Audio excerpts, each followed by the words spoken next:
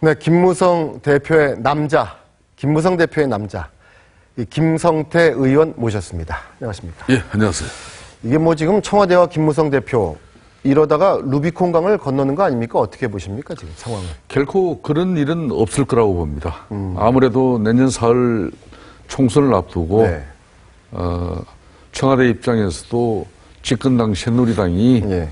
국민들로부터 단 한 사람이라도 많이 선택받았으면 하는 그런 바람에서 그렇겠죠. 뭐 깊은 애정을 가지고 있는 것이고, 또 우리 당은 우리 당 나름대로 내년 총선을 정말 좋은 결과로 이끌어내서 박근혜 대통령의 국정 운영 뒷받침을 더 확실하게 잘하자는 그런 그런데 각오가 왜 있습니다. 지금 이렇게 이른바 충돌이라고 표현할 정도로 지금 양측이 뭐 지금 이런 모습들이 우선 집권당이 당청 간에 좀 불편한 모습으로 비춰지는 부분은 대단히 국민들에게 송구스럽습니다. 그렇죠. 예. 지금 이제 이런 모습들은 사실상 박근혜 대통령이 지난 대선 후보 당시에 정치 분야 제1 공약이 국민공천제입니다. 네. 이 국민공천제를 사실상 뭐 영어로 말하면 오픈 프라이머리죠. 그렇죠.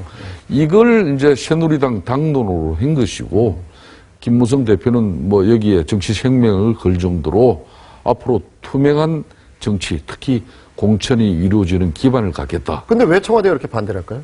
이게 이제 오픈 프라이머리가 야당의 협조가 있어야 법률 개정이 그게 됨으로써 현실적으로 이제 힘든 상황. 그게 안 되니까 대안으로 이거를 대안을 이제 찾아야 만들어야 되는 건데, 근데 이 대안은 싫다는 겁니까? 아니면 오픈 프라이머리라는 것도 싫다는 그래서 겁니까? 좀 안타까운 것은 오픈 프라이머리도 안 되고, 지금 뭐 안심번호를 도입한 국민공천제도 좀 부정적인 시각인 것 같고, 이제는 좀 현실적인 이야기가 좀 소통되어 가지고 내년 총선을 위한 뭐 현명한 대안을 찾는 게 가장 왜 중요하죠. 청와대와 김무성 대표 갈등의 핵심은 결국은 공천권이다. 누가 내년 총선에서 공천권을 행사할 것이냐. 이게 갈등의 핵심이다. 이렇게 제가 말을 하면은 거기에 대해서는 어떻게 뭐 반응하세요? 일정 부분은 제가 동의를 합니다. 그런데 중요한 것은 역대 집권당, 그러니까 역대 정당 대표가 네. 총선을 앞두고 지역구든 비례대표든 단 한 사람의 추천, 그러니까 공천을 하지 않겠다. 이게 김무성 대표예요.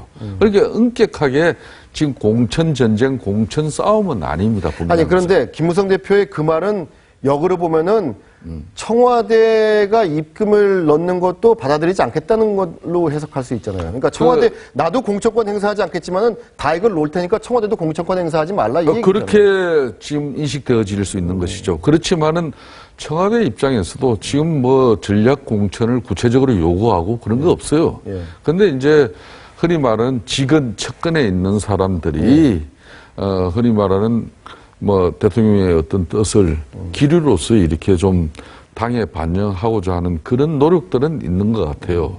이런 걸로 가지고 괜히 당청이 분란을 일으키고 불편한 모습을 국민에게 보여드리는 것은 정말 이건 올바르지 않죠. 근데 이 안심번호 이 공천제라는 게 결국은 현역 의원에게 상대적으로 유리한 제도라고 볼 수 있는데.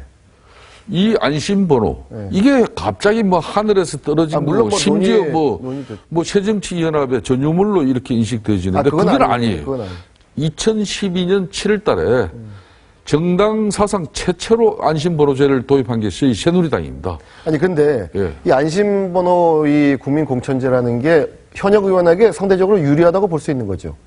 아무래도 지금 방식에서 인지도가 높은 현역에 유리하다고 할 수도 있죠. 그렇다면은 저는 하나 물어보고 싶은 게 퀘스천 마크가 왜 김무성 대표가 이 안심번호 공천을 얘기를 들고 나왔을 때 지금 뭐 대구 경북 지역 국회의원들은 박근혜 대통령이 뭐 전원 불가리할 것이다 이런 얘기까지 나올 정도인데 왜 현역 의원들이 적극적으로 김무성 대표를 서포트하지 않을까요? 새누리당 현역 의원들이 대통령의 눈치를 보고 있는 겁니까? 지금 이제 총선을 불과 6개월여밖에 안 남았기 때문에 정치인들은 자기의 생명, 그러니까 그렇죠.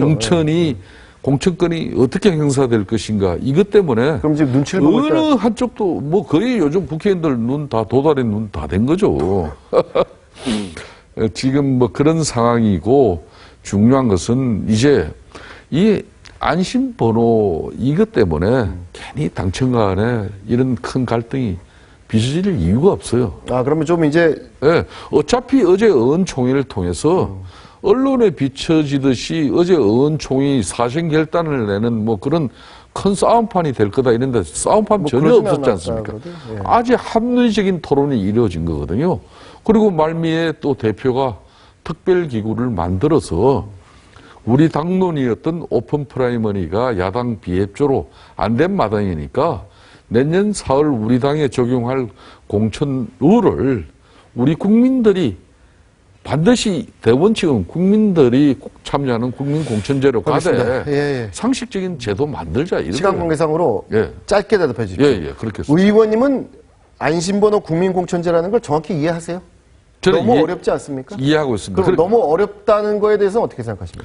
지금 국민들이나 뭐 생소하게 받아들이죠. 그렇기 때문에 이것 때문에 우리 당청간이 분열되고 돌아올 수 없는 강을 건너서는 안 된다는 입장입니다. 알겠습니다. 네, 오늘 말씀 잘 들었습니다. 예, 감사합니다.